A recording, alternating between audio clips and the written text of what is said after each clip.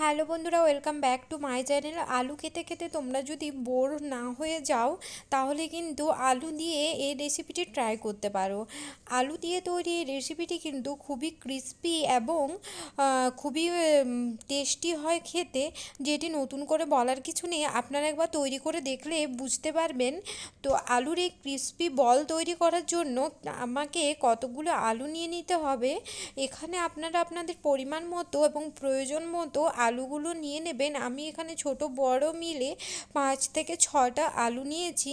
এবার এরকম একটি সরু গ্রেটার লাগবে। তো সরু গ্রেটারের সাহায্যে সবগুলিকে ভালো করে গ্রেট করে নিতে হবে, আর আলুগুলো ভালো করে ছুলে ধুয়ে পরিষ্কার করে নিতে হবে। তো এবার এইভাবে সরু সরু করে গ্রেট করে নিয়ে সবকটা আলুকে আবার একটি ছালনির সাহায্যে ধুয়ে নিতে হবে। আলুগুলো কিন্তু এখানে যতগুলো দেখতে মনে হচ্ছে এগুলি কিন্তু আবার কমে খুবই অল্প হয়ে যাবে, সেই জন্য আপনারা একটু বেশি করে আলু নিয়ে তৈরি করতে পারেন, কারণ এগুলি একটা দুটো খেলে আবার মন ভরতে চায় না।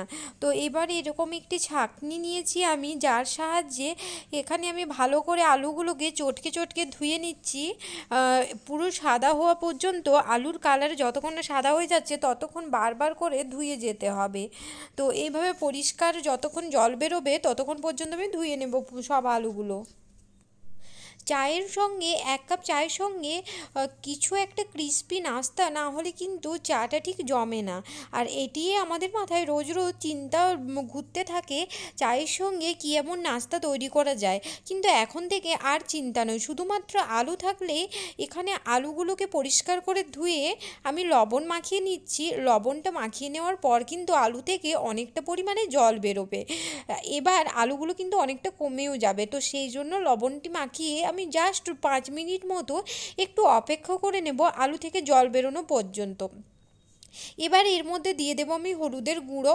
হলুদের গুঁড়োটি দিয়েও কিন্তু ভালোভাবে মাখিয়ে নেব, যাতে আলুগুলো সবগুলোর মধ্যে একটি সুন্দর কালার মাখানো হয়ে যায়। আর এই হলুদটা মাখালে কিন্তু পকোড়া অর্থাৎ বলগুলোর কালার খুব সুন্দর আসে। তো এবার আমাকে যেটা মাখিয়ে নিতে হবে, দেখো আমার আলুগুলো অনেকটা কমে গেছে এবং জলও বেরিয়ে গেছে। আমি জলটা নিংড়ে ফেলে নিয়েছি। এবার আমি এখানে দিয়ে দিচ্ছি কর্নফ্লাওয়ার। এখানে আপনারা চাইলে কিন্তু চালের গুঁড়ো দিয়েও এটি তৈরি করতে পারেন, তাতেও কিন্তু খুব ক্রিস্পি হয়। আর এখানে কর্নফ্লাওয়ার দেওয়ার কারণেও কিন্তু বলগুলি খুবই ক্রিস্পি হবে। তো এইভাবে আমি কর্নফ্লাওয়ারটা কিন্তু যতটা প্রয়োজন আপনারা ততটা প্রয়োজন অনুযায়ী মেখে নেবেন। এবার আলুর পরিমাণটা তো বুঝতেই পাচ্ছেন কতটা কমে গেছে।